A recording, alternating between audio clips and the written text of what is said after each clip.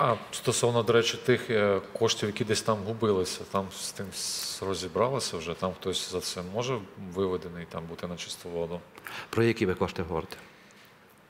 На самому початку були дуже серйозні проблеми. Пам'ятаєте, коли Тенів казав, наприклад, от нам там антимонопольний комітет затримує, і ми не можемо розпорядитися. Там була мова йшла про тендери, там справа відкрита, кримінальна справа, і хай дадуть відповідні органи, але там була друга частина коштів, яку збирали люди. І там, наскільки вам відомо, було прийнято рішення про скасування тендерів, оскільки це гарячі гроші, які потребували реакції на якісь негайні проблеми, парламент прийняв таке рішення, щоб без тендерів можна проводити закупівлі.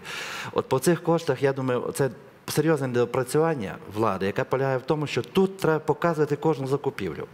Я переконаний, що суспільство здатне не на 100 мільйонів, не на 130 мільйонів пожертвувати. Якщо він буде бачити, що ми закупили сьогодні тепловізори, ми віддали там, це врятує десятки життів українських солдат. Ми купили прилади нічного бачення, ми купили бронежилети, ми купили каски, ми купили харчування, ми купили техніку.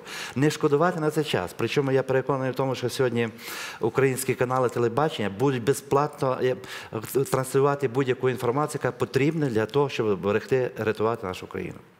Якісь перші кроки робляться, можливо, але це має бути якось на потоці, тобто пустити людей. Звичайно, ми майже не чуємо про ті кошти, так. А кошти зібрані не маленькі. Люди віддали, дехто віддавав своєї мізерної пенсії. І людина хоче почути, що він зробив свій внесок в те, щоб країна була очищена від терористів, від бойовиків. Це важливо дуже і мотиваційно, насправді, то, що ви зараз кажете.